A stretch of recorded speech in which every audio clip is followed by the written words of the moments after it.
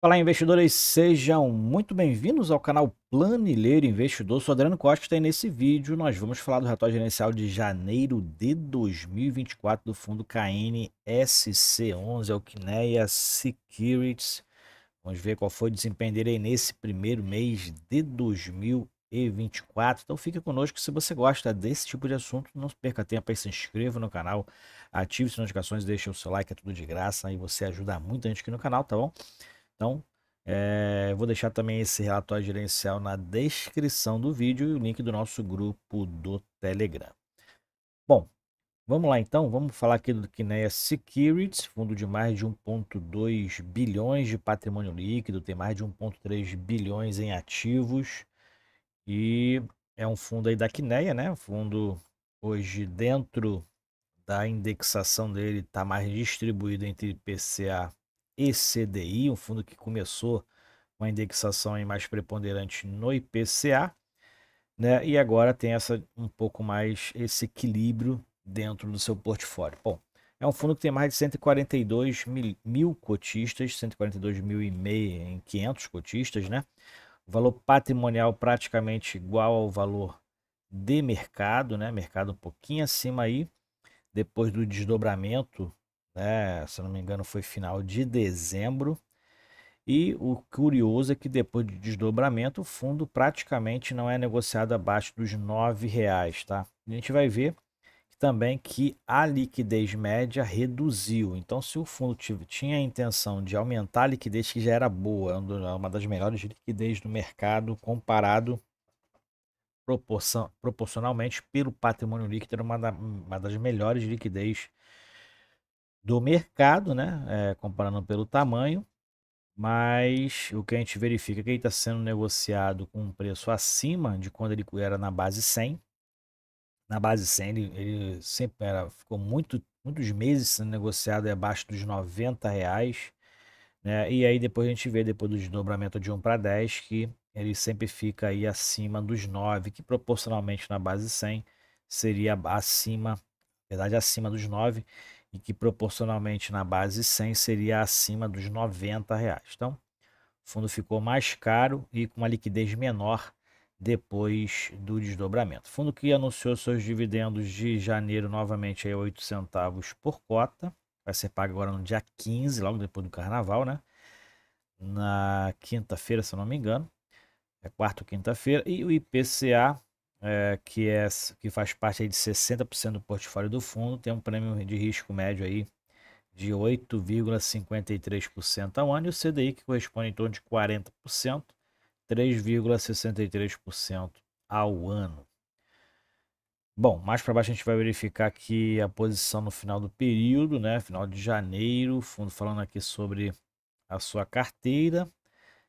O seu patrimônio então alocado 103,9% dos recursos em ativos alvos e 5% em instrumentos de caixa. Então aqui tem em torno aí de 103 em CRI e 0,8 em LCI, né? Em FI, na verdade em FI.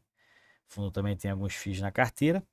E curioso aqui, para quem está achando, mas aí ele investe mais do que tem, não. Ele tem uma operação compromissada, né? Como se fosse aí uma alavancagem dos fundos, né? Então ele investe isso aí a um prêmio maior de rendimento. Bom, na parcela investida de CRI, eu já falei aqui sobre a posição IPCA e a posição no CDI, 43%, desses 103,1%. Então a maioria ainda é IPCA. Ele fala que sobre o novo normativo do Conselho Monetário Nacional, né, que fala que sobre as novas regras de emissão de CRA e de CRI. Então, provavelmente aí tinha muita maracutaia aí dentro do mercado. Então, o Conselho Monetário Nacional teve que agir aí mudando uma resolução, e as emissões agora têm que ter operações diretamente relacionadas aos setores imobiliário e agrícola, e a Quineia fez essa abordagem aqui para dizer que os fundos da Quineia sempre têm esse relacionamento direto dessas emissões com os ativos setores-alvo.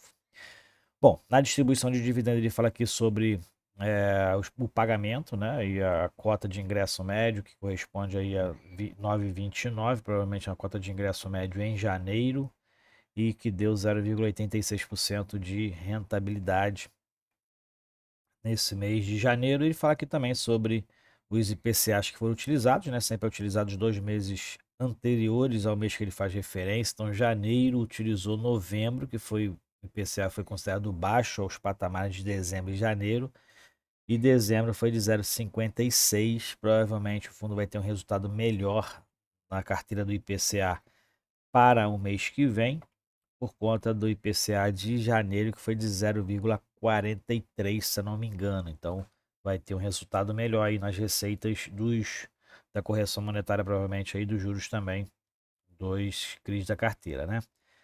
Bom, aqui ele fala sobre também o impacto aí na verdade, a redução, né, da taxa Selic. Agora está em 11,25% da última reunião de 31 de janeiro, então reduziu mais de 0,5%. Vai ter também um impacto aí na carteira do fundo, mas a partir de março, né, fevereiro, vai pegar aí o IPCA, a Selic a 11,75 ainda. Nas operações compromissadas, reversa ele fala aqui sobre a posição atual, que é de 8,9% do patrimônio do fundo, né? Então a gente vai ver esse detalhamento aqui mais para baixo, ó, dentro aqui do resumo da carteira. A gente verifica aqui que o fundo tem 108,8% alocado, né? 8,9% é operação compromissada, né? Então é só você reduzir 8,9% das alocações no CRI e somar com as cotas de FII e o caixa, que você vai obter 100%, né? E aí 100% aqui de alocação, né? Desconsiderando as operações compromissadas, tá? Então é assim que é feito o cálculo aí dessas operações, né? Assim, para quem não.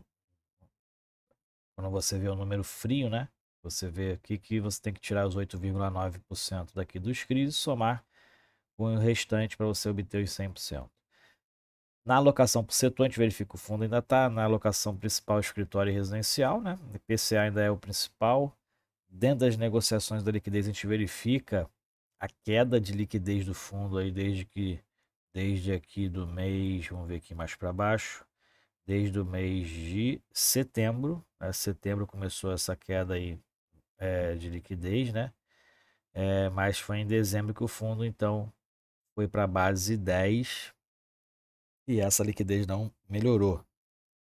O fundo já tinha, como eu falei, já tinha uma liquidez alta, né? Então o fundo foi para a base 10, não foi, a intenção normalmente é aumentar a liquidez, né? E normalmente o preço também aumenta, porque a pessoa acha que está próximo dos R$ 10 e ele vai estar barato, não faz a correlação na base 100, né? Então acaba comprando mais caro com um valor mais barato, mas proporcionalmente à distribuição é a mesma coisa se você comprar 10 cotas e uma cota na base 100, né? Mas a sensação de comprar mais barato, né, faz com que aumente a liquidez, mas isso não aconteceu aqui no KNC11 ainda.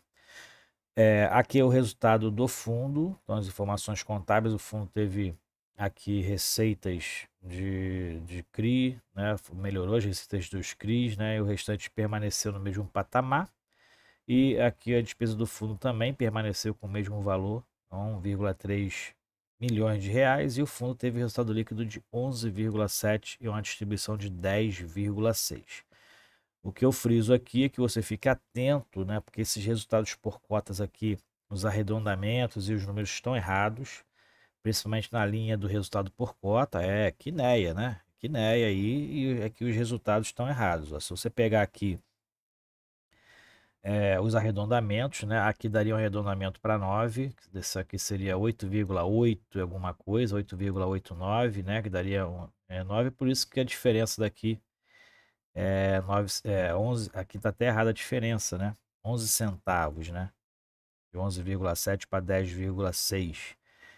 Mas aqui seria 9 centavos, que tem 132 milhões, 132,7 milhões de cotas. Se você for dividindo aqui, você vai ver que tem vários números errados aqui, de arredondamento errado no resultado por cota. Um exemplo é aqui, ó.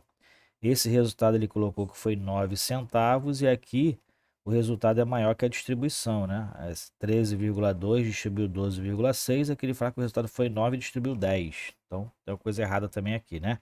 Aqui o resultado foi mais de 1 milhão maior do que a distribuição, e aqui ele está colocando um arredondamento igual. Aqui, na verdade, seria 10,9, aqui 11,6 ou 11,7, se eu não me engano. Então, tem muito arredondamento aqui errado, né? Fique atento aqui, ele não mostra o total que ele tem acumulado. O fundo costuma acumular quase todos os meses, mas o que ele fala aqui que a reserva acumulada não distribuída é de 8 centavos, né? 8 centavos, né? Não sei nem de onde vem esses 8 centavos aqui, mas eu acreditaria que seria um pouquinho até maior essa reserva. Então confira lá no informe mensal, que lá vem mais correto do que aqui. E nessas situações, né, vem mais correto do que aqui no relatório gerencial. Nos rendimentos mensais, aqui também está o mesmo número que está lá na tabela, né? Então também está comprometido, na minha opinião. Aqui é a tabela de sensibilidade e aqui é a carteira do fundo, né? A carteira do fundo, então, ela é bem robusta, né? Tem aqui uma boa diversificação em relação também aos devedores, né?